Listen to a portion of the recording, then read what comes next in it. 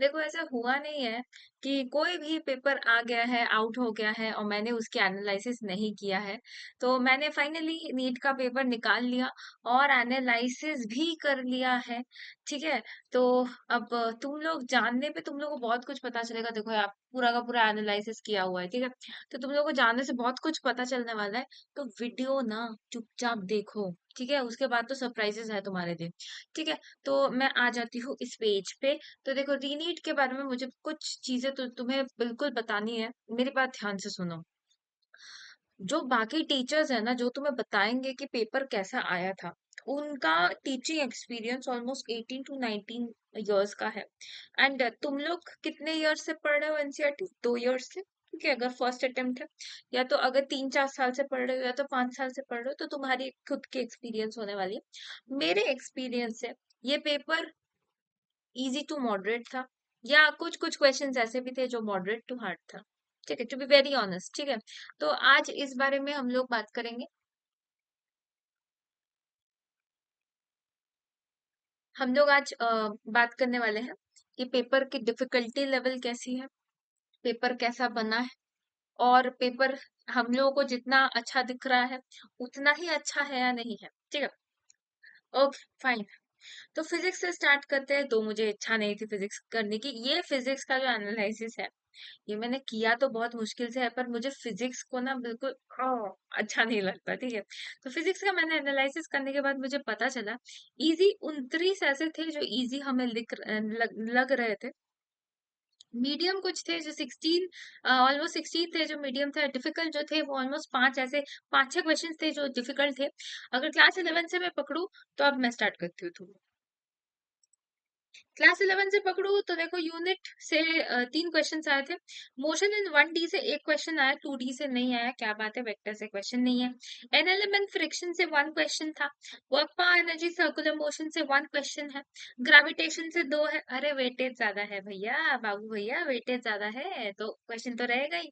Solid and fluid mechanics से 1 question है। Thermal से 1 क्वेश्चन है, जो कि मैंने 2 एक्सपेक्ट किया था एटलीस्ट। एचएस से एसएचएम, ठीक है? एसएचएम तुम्हारे 3 क्वेश्चन है। देखो भाई, इसका वेटेज ज्यादा है, याद करके रखो, हाँ। कुछ कुछ चीजों के वेटेज ज्यादा होते हैं। मुझे तुम्हें बताने की जरूरत नहीं है कि वेटेज किसका ज्यादा है किसका कम है। तुम ऑलरेडी दे चुके हो, तुम्हें पता भी है, ठीक है? तो ये 3 है, ठीक है? और फिर वेव जो है उसमें 1 क्वेश्चन आया था। ये क्लास 11 की कहानी थी। 11 में जो मोटा मोटी लगा, इतना मजा नहीं आया 11 पे। पर मजा मुझे 12 में आया, क्योंकि 12 का बिल्कुल मक्खन लाल था, ठीक है? इलेक्ट्रोस्टैटिक से 2 क्वेश्चन थे। कैपेसिटर से 3 तो थे ही। करंट से 3 थे। मैग्नेटिक इफेक्ट यानी कि दोनों मैग्नेटिक चैप्टर को मिला के 4 क्वेश्चन थे। ईएमआई से 1 क्वेश्चन आया था। एसी से 2 क्वेश्चन आया था। एलसीआर कैपेसिटर एंड वो वाला क्वेश्चन, ठीक है? मॉडर्न फिजिक्स से 5 तो आने ही थे, यानी कि including the atom, nuclear and everything. उनको मिला के 5 तो आए हैं, डुअल नेचर को मिला के, ठीक है? वेव ऑप्टिक्स से 2 आए थे। रे ऑप्टिक्स से 1 आया। रे ऑप्टिक्स में मैं ज्यादा एक्सपेक्ट नहीं करती, क्योंकि मुझे पता है सबको रे ऑप्टिक्स बहुत पसंद है, बहुत इजी लगता है सबको, इसीलिए ज्यादा एक्सपेक्ट नहीं कर सकती। सेमीकंडक्टर से 4 क्वेश्चन थे, ठीक है? तो ये तो हमने बात की फिजिक्स के बारे में। अब हम लोग बात करने वाले केमिस्ट्री के बारे में। तो केमिस्ट्री में ऑलमोस्ट मेरे को सही सही लगा। केमिस्ट्री के बारे में बात करते हैं, चलो। केमिस्ट्री में मुझे ऑलमोस्ट सही सही लगा। देखो जैसे मैंने यहाँ पे लिख दिया है कि इजी तुम्हारे 24 तो बहुत ही इजी थे, और तुम्हारे जो मीडियम थे वो 18 थे, और हार्ड तुम्हारे 7 से 8 थे, ठीक है? तो फिजिकल केमिस्ट्री की अगर बात करें, मोल कॉन्सेप्ट से 3 क्वेश्चन देखने को मिल गए, और बिल्कुल बेसिक था। मैं सच बता रही हूँ, physical chemistry was the one जहाँ पे बिल्कुल फॉर्मूला निकालो तो आंसर निकल जा रहा था, ठीक है? इतना मतलब घुमा के फिजिकल केमिस्ट्री एटलीस्ट नहीं था, ठीक है? मूल कॉन्सेप्ट 3 था, ठीक है? एटॉमिक स्ट्रक्चर में भी 3 क्वेश्चंस थे। थर्मोडायनेमिक्स में भी 3 क्वेश्चंस थे। इक्विलिब्रियम में भी 3 क्वेश्चंस थे। अब इक्विलिब्रियम में 3, केमिकल में शायद 2 था, और आयनिक में 1 था, ठीक है? रेडॉक्स में भी 1 क्वेश्चन था। लिक्विड सॉल्वेशन से 1 क्वेश्चन आया था, जो कि रेयर टॉपिक है, उससे भी 1 क्वेश्चन आ गया था। केमिकल काइनेटिक्स से 3 क्वेश्चन आ गए थे। इलेक्ट्रोकेमिस्ट्री थे 2 क्वेश्चन आए थे, और बिल्कुल लास्ट इक्वेशन तो रहना ही है, ठीक है? उसके बाद आ जाते हैं ऑर्गेनिक में और इनऑर्गेनिक में। देखो पास ही पास लिख दिया है बिल्कुल मैंने। जीओसी से तुम्हें 3 क्वेश्चन दिख रहा है, एज इट इज जीओसी का वेटेज ज्यादा है। ठीक है, हाइड्रोकार्बन से भी तुम्हें 2 क्वेश्चन मिल रहे हैं, अल्काइल हैलाइड से 2 मिल रहे हैं, एल्डिहाइड से तुम्हें 2 क्वेश्चन मिल रहे हैं, अमाइन से तुम्हें 2 क्वेश्चन मिल रहे हैं, बायोमोलिक्यूल से तुम्हें 1 क्वेश्चन मिल रहा है, प्रैक्टिकल ऑर्गेनिक केमिस्ट्री से तुम्हें 1 क्वेश्चन मिल रहा है, इनऑर्गेनिक केमिस्ट्री की अगर मैं बात करूं पीरियोडिक प्रॉपर्टीज से 2 क्वेश्चन मिल रहे हैं। ठीक है, केमिकल बॉन्डिंग से तुम्हें 3 क्वेश्चन मिल रहा है। पी ब्लॉक 11 वाले में से तो कुछ आया नहीं है, 12 वालों में से 2 क्वेश्चन आया है। डी ब्लॉक में 3 क्वेश्चंस मिल रहे हैं। ठीक है, कोऑर्डिनेशन कंपाउंड्स में 3 क्वेश्चंस है और सॉल्ट एनालिसिस में भी 2 क्वेश्चन दिख रहे हैं हमें। ठीक है, तो ये हमने बात कर ली पूरी की पूरी फिजिक्स एंड केमिस्ट्री के बारे में। अब ओवरऑल मैं उस सब्जेक्ट में आती हूँ जहाँ पे मेरी नॉलेज सबसे ज्यादा है। ठीक है, तो अब चर्चा करते हैं कैसा आया है क्वेश्चन पेपर। ठीक है, ब्रीथिंग एंड एक्सहेल से 3 क्वेश्चन जहाँ पे जनरली आता है 2 क्वेश्चन। ठीक है, ये मैं थोड़ा सा शॉक हो गई देख के। बॉडी फ्लूइड से भी 3 क्वेश्चन थे। ठीक है, एक्सक्रीटरी से भी 3 क्वेश्चन थे, लोकोमोशन से भी मुझे 2 क्वेश्चन दिख गए। क्या बात है, मतलब इतने तो मुझे नीट में उस मतलब नीट 2024 में भी इतनी क्लैरिटी वाइज क्वेश्चन नहीं दिखी जितनी इस मतलब इस वाले में दिख गए।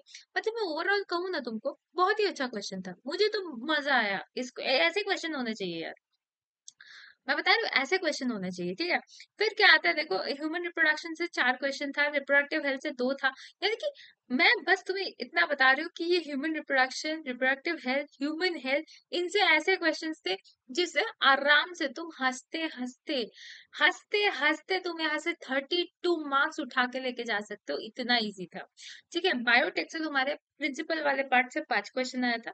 ठीक है, और एप्लीकेशन वाले पार्ट से 6 क्वेश्चन आया था, टोटल मिला के 11 क्वेश्चन मीन्स 44 मार्क्स, जो कि बहुत ज्यादा हार्ड नहीं था। चल एक दो क्वेश्चन थोड़े ट्रिकी थे।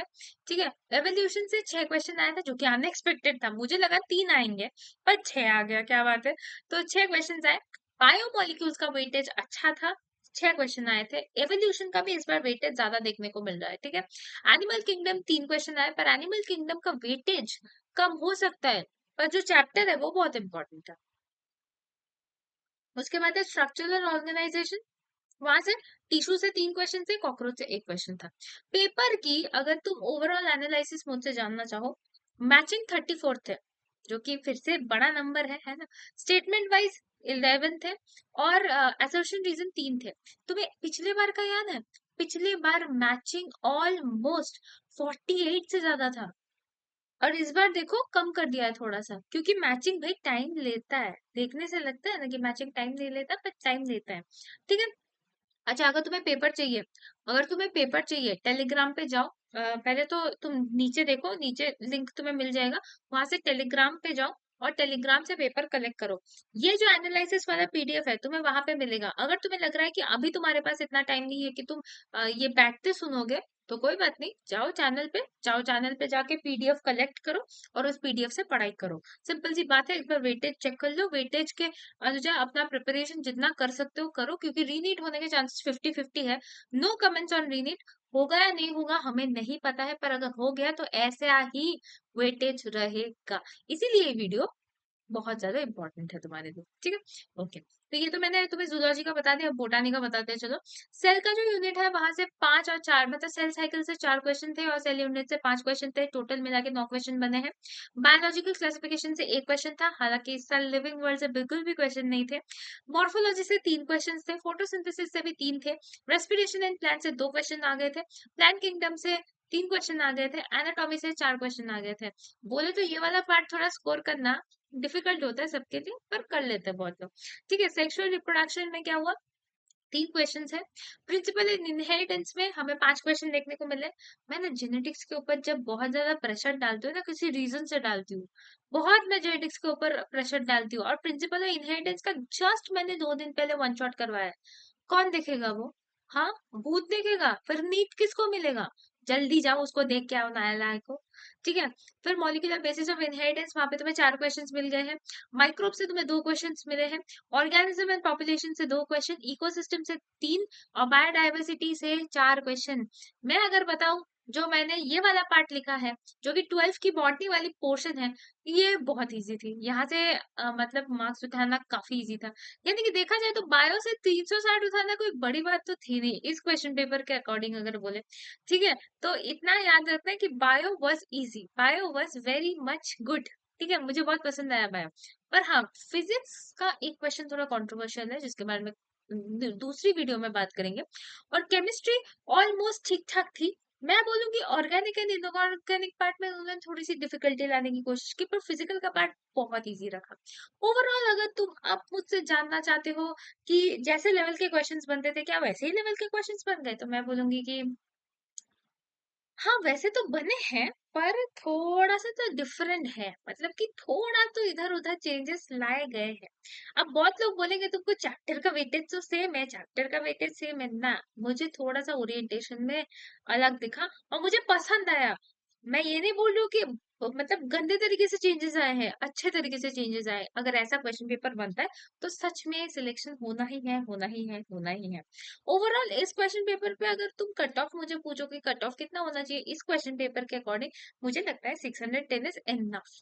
लाइक अगर जाएगा भी तो 615 जाना चाहिए, इससे ज्यादा नहीं। अब कोई बोलेगा 625, 630, no, no need of that. 615 is enough marks you can score from this question paper. इसका जो वेटेज है उससे तुम इतना तो स्कोर कर ही लोगे। और ये जो पीडीएफ है, ये पीडीएफ कहाँ मिलेगा? मेरे टेलीग्राम पे मिलेगा। और टेलीग्राम कहाँ पे मिलेगा? डिस्क्रिप्शन में मिलेगा। फिर से बता देती हूँ, अपना बायो सिस्टर सर्च करो टेलीग्राम पे जाके, ग्रुप तुम्हें जल्दी से जल्दी मिल जाएगा। ओवरऑल बस यही चीज कहूंगी, अगर रीनीट हो गया तो बहुत अच्छी बात है। इसका जो वेटेज है वो हमें बहुत ज्यादा हेल्प करेगा एक्वायर करने के लिए मार्क्स। ठीक है, और अगर ऐसा कंडीशन आ गया कि इसका मतलब जो वेटेज है, अगर हमें नीट 2025 में काम आने ही वाला है, देखो रीनीट हो गया तो अच्छी बात है, पर नीट 2024-25 में ऐसे भी काम आने वाला है ये वाला वेटेज, तो वैसे भी हम लोग करने वाले हैं। और जिन लोगों को अभी थोड़ा सा कंफ्यूजन है कि ड्रॉप लेना है या नहीं लेना है, बहुत ही रिसेंट मैंने आज ही सुबह को एक वीडियो डाली थी कि 200 से 500 वाले स्टूडेंट्स को क्या करना चाहिए। उन स्टूडेंट्स के लिए वो वीडियो है, तो वो वीडियो प्लीज देख लेना। ठीक है, ये मुझे बताना था तुम लोगों को, क्योंकि यार मतलब क्या कहूँ, ऐसे ही ज्यादा स्टूडेंट्स फंस गए हैं ना बीच में। तो ऐसे स्टूडेंट्स का जो पॉपुलेशन है वो ऑलमोस्ट शायद 6 लाख है, कि ये वाले जो पॉपुलेशन है जो 200 से 500 के बीच में फंस गए हैं। ठीक है, तो प्लीज वो वाला वीडियो देख लेना। तुम थोड़े से अगर कंफ्यूज हो तो तुम्हें ट्रैक समझ में आएगा कि क्या करना चाहिए। Overall that's it for our video today.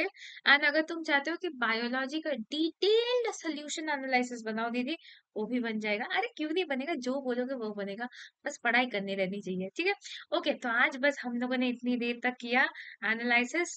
I hope तुम्हें मजा आया और आई होप तुम खुश हो गए हो, खुश हो गए हो कि पेपर की डिफिकल्टी लेवल इतनी ज्यादा बड़ी नहीं है कि तुम स्कोर नहीं कर सकते। अच्छा ठीक है, तो ज्यादा टेंशन मत लो यार। मल पेपर जैसा था, हर साल जैसा पेपर बनता है बिल्कुल वैसा पेपर था। ठीक है, तो मस्ती करो और पढ़ाई करते रहो, क्योंकि रीनीट का तो पता नहीं। रीनीट अगर होगा तो मैं बिल्कुल कंफर्मली तुम लोगों को इन्फॉर्म कर दूंगी। ठीक है, रीनीट होगा तो इन्फॉर्म कर दूंगी, पर कहाँ पे? टेलीग्राम पे। और टेलीग्राम पे जुड़ने के लिए डिस्क्रिप्शन में लिंक है। ठीक है, so thank you everybody, stay well, stay happy and all the best.